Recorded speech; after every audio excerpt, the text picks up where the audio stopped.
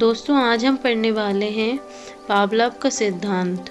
ठीक है, अनुबंधन क्या है, पावलोव ने क्या प्रयोग किया, किस पर क्रिया कब किया, तो पावलोव के सिद्धांत को क्या किन किन चीज़ों ने प्रभावित किया, कौन कौन से कारकों ने प्रभावित किया।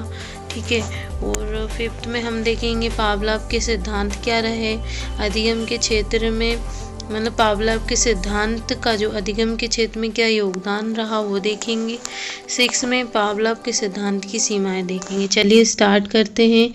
पावलोव का अनुकूलित अनुक्रिया सिद्धांत।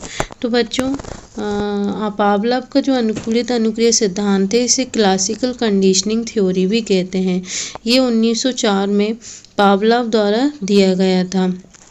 ठीक है, इसको स्टार्ट करने से पहले मैं आपको बताना चाहूँगी कि उद्दीपन और अनुक्रिया होती क्या है। ठीक है, उद्दीपन क्या होता है, कोई भी चीज़ जो हमको कोई भी अनुक्रिया करने के लिए बाध्य करे या उससे वो अनुक्रिया संबंधित हो। जैसे कि भोजन से लार आना संबंधित है तो भोजन क्या हुआ, एक उद्दीपक है। तो स्टिमुलस जो होता है एक उद्दीपक होता है, भोजन एक उद्दीपक होता है। अनुक्रिया क्या हो गई, लार का आना जो है वो अनुक्रिया कहलाएगी। तो इस तरीके से आपने देखा कि उद्दीपन क्या है और अनुक्रिया क्या है, ये दोनों का संबंध रहता है। ठीक है, इससे उद्दीपन का अनुक्रिया से सहचार होता है इसको। ठीक है, इस थ्योरी में अब हम देखते हैं, आगे चलते हैं। अनुबंधन क्या होता है, अनुबंधन का मतलब है कि कोई भी वस्तु जो कि पहले प्रभावहीन थी, आज वो मतलब वस्तु का इतना प्रभावशाली हो जाना, वो वस्तु अब इतनी प्रभावशाली हो गई कि उसने किसी अनुक्रिया को प्रकट कर दिया, तो उसको अनुबंधन कहा जाता है। ये अनुबंधन दो प्रकार का होता है।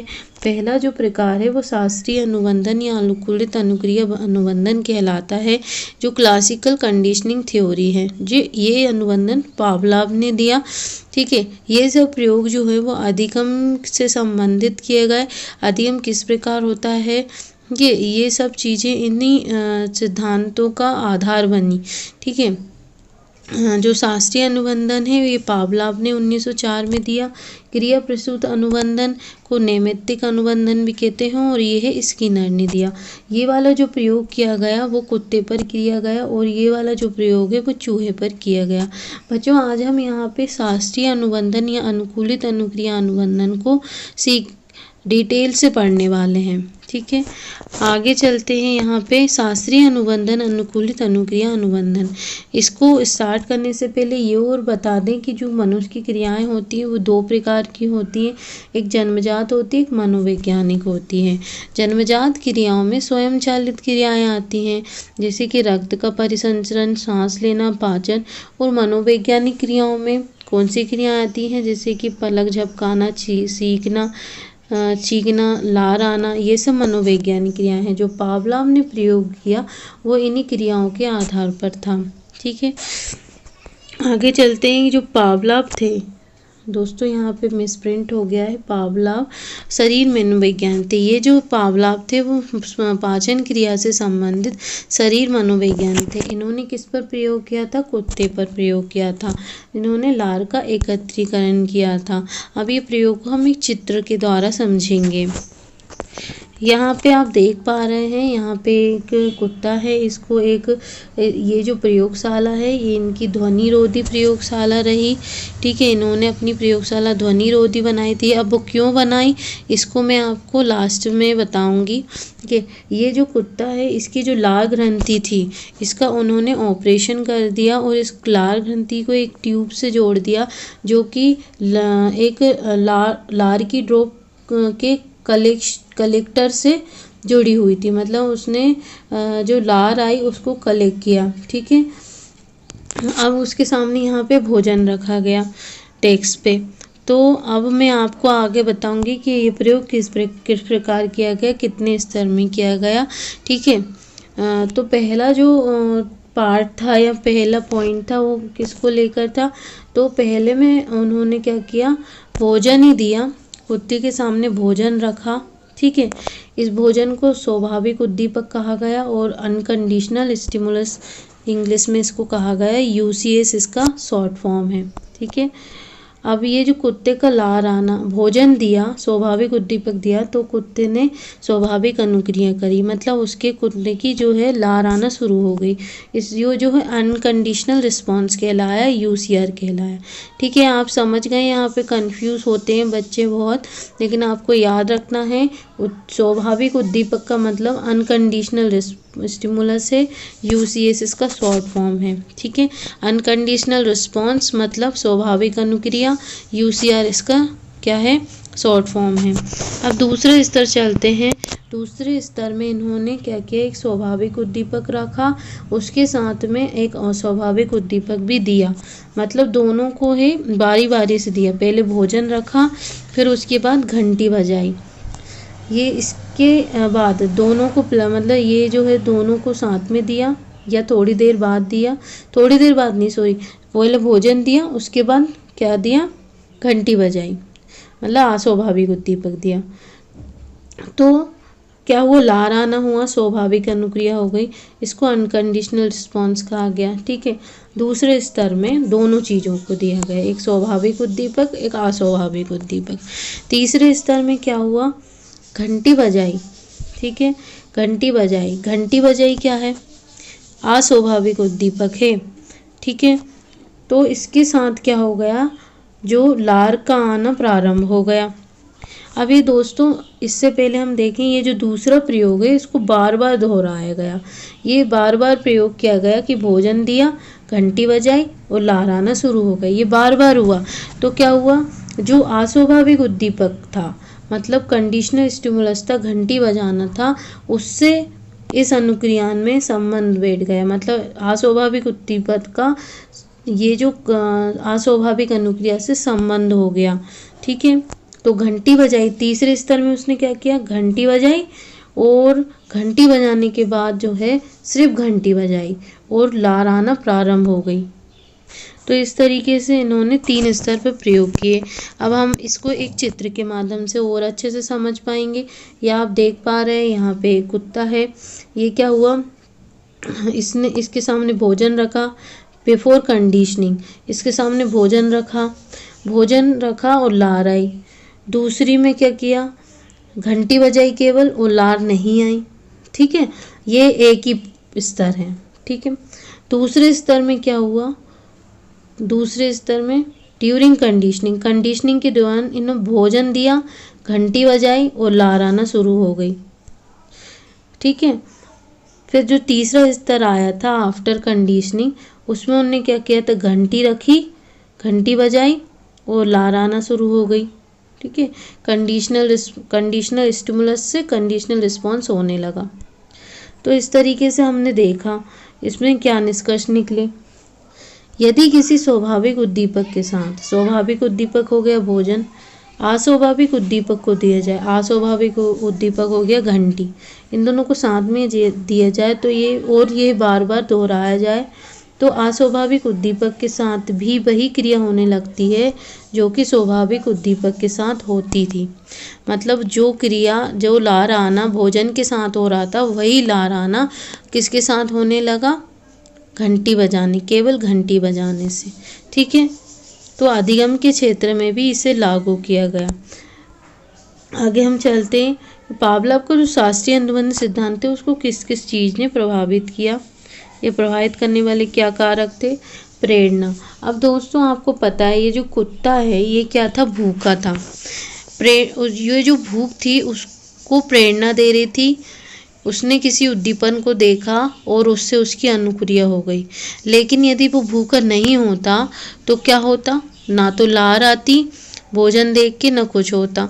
इसलिए सबसे पहले जो है मोटिवेशन इसके लिए बहुत ज़रूरी है। यदि आप इस विधि से अधिगम कराना चाहते हैं तो उसके पहले मोटिवेशन होना बहुत ज़्यादा ज़रूरी है बच्चे का। ठीक है, अब समय की सन्निकटता। दोस्तों दूसरे स्तर में क्या किया था उनने, दूसरे जो पॉइंट था उसमें क्या था कि पहले भोजन दिया, घंटी बजाई, फिर लार आना शुरू हुई। पहले भोजन दिया था, उसके तुरंत बाद घंटी बजाई थी। यदि हम इन दोनों उद्दीपक मतलब स्वाभाविक उद्दीपक और अस्वाभाविक उद्दीपक के बीच में वो ज़्यादा डिफरेंस रख देते तो क्या होता, तो लार का आना जो है वो अस्वाभाविक उद्दीपक से जुड़ ही नहीं पाता। इसलिए स्वाभाविक उद्दीपक के साथ जो है अस्वाभाविक उद्दीपक के बीच में जो समय अंतराल है वो बहुत ज़्यादा कम होना चाहिए, तुरंत होना चाहिए। जैसे अस्वाभाविक उद्दीपक दिया आपने भोजन को, फिर तुरंत बाद आपने घंटी बजाई, ठीक है। तो समय की सन्निकटता यहाँ पे प्रभावित करती है अधिगम को। पुनरावृत्ति, अब इसको बार बार दोहराना पड़ता है, तब जाके वो आपके व्यवहार में परिवर्तन कर पाता है, ठीक है। और चौथा जो है, इसको नियंत्रित वातावरण में कराया गया। जो मैं आपको बता रही थी कि जो प्रयोगशाला थी वो क्या थी, वो ध्वनिरोधी थी, ठीक है। ध्वनिरोधी क्यों थी? मान लीजिए यदि घंटी के साथ साथ कोई और आवाज़ भी होती तो क्या होता कि वो कुत्ते की जो अनुक्रिया है वो उसके साथ संबंध बना लेती। इसलिए इन्होंने अपनी प्रयोगशाला को ध्वनिरोधी बना दिया, ठीक है, जिससे कि केवल वो ध्वनि की घंटी की आवाज़ है उसी से अनुक्रिया का संबंध बैठ सके। आगे हम चलते हैं, अधिगम के क्षेत्र में पावलोव सिद्धांत की क्या भूमिका रही। दोस्तों, सबसे पहले इसमें आदत का निर्माण हो सकता है इस विधि से, ठीक है। अच्छी आदतों का निर्माण किया जा सकता है, ठीक है। कौन सी आदत? जैसे अनुशासन की आदत है, अच्छे अनुशासन की, तो वो आदत जो है इस विधि से बनाई जा सकती है। बुरी आदतों को छोड़ना, ठीक है। बुरी आदतें जो होती हैं जैसे स्कूल बंक करना, ठीक है, बहुत सारी आदतें हैं जो गंदी होती है, तो उन सब को छोड़ने के लिए इस मेथड का उपयोग आप कर सकते हो। अभिवृत्ति निर्माण में सहायक है हेल्पिंग इन्फॉर्मेशन ऑफ एटीट्यूड्स, ठीक है।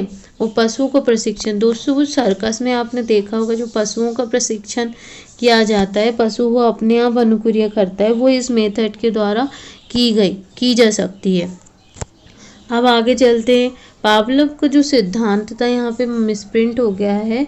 तो पावलोव का शास्त्रीय अनुबंध सिद्धांत की सीमाएं क्या रही?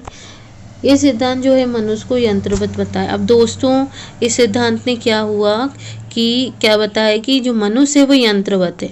मान लो यदि आपको, जैसे डॉग था, उसको कुत्ता था, उसको उसने क्या किया, थर्ड स्तर में क्या हुआ कि घंटी बजाई, भोजन नहीं दिया और उसका लार आने लगी। मान ले यदि वो उसकी जो अनुक्रिया थी, उसकी जो प्रेरणा थी वो संतृप्ति नहीं हो पाती, उसकी लार आना, उसको भोजन नहीं मिलता घंटी से, तो क्या होता? तो क्या कुत्ता वो चीज़ को समझ पाता? वो क्या बार बार इसी को दोहरा पाता? हम मतलब एक अस्वाभाविक उद्दीपक देते और वो अनुक्रिया हमारे अकॉर्डिंग हो जाती? ऐसा नहीं होता है। जो मनुष्य होता है वो क्या होता है, अपनी बुद्धि, विवेक और तर्क शक्ति का उपयोग करता है, ठीक है। तो जब वो मनुष्य अपनी तर्क शक्ति का उपयोग कर सकता है तो वो किसी मतलब कंडीशनल स्टिमुलस से कैसे ज़्यादा देर तक प्रभावित हो सकता है, कैसे वो अस्वाभाविक अनुक्रिया कर सकता है। तो इसलिए यंत्रवत बताया, ठीक है, मनुष्य को, पर वो यंत्रवत नहीं होता। ये आलोचना की गई इस सिद्धांत की। दूसरा जो है, अधिगम स्थायी नहीं होता। हमने क्या किया, वो भोजन दिया था, फिर क्या दिया था, घंटी बजाई थी तो लार आना शुरू हो गई थी, ठीक है। अब मान लो हमने सिर्फ घंटी बजाई और लार आना शुरू हो गई। यदि हम इसको इसी प्रकार करते रहे तो क्या वो अधिगम जो उसने अनुक्रिया सीखी है लार आने की, वो क्या स्थायी हो पाएगी? मतलब जैसे कि यदि हम घंटी की आवाज़ बजाएं और कुत्ते को भोजन नहीं मिल रहा है और लार आती ही है वो, तो उसको, है ना, क्योंकि उसका सहचर संबंध हो गया। लेकिन यदि वो हम इस चीज़ को बार बार दोहराएं कि घंटी बजाई हमने और भोजन नहीं दिया, तो कुत्ता क्या समझ नहीं पाएगा? वो उसका जो उसकी द्वारा सीखी गई की अनुक्रिया है वो क्या हो जाएगी, अस्वाभाविक उद्दीपक से उसका संबंध टूट जाएगा। तो ये जो अधिगम इस मेथड से किया जाता है वो स्थायी नहीं होता है। तो इस तरीके से पावलोव ने विभिन्न मतलब क्या एक सिद्धांत दिया, क्लासिकल कंडीशनिंग थ्योरी, जो क्या थे, व्यवहारवादी थे, ठीक है। पावलोव क्या थे, व्यवहारवादी थे।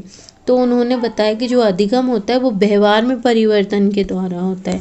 तो उसी को सिद्ध करने के लिए, उसी के आधार पे कि अधिगम होता कैसे है, उनने ये प्रयोग किए थे, ठीक है।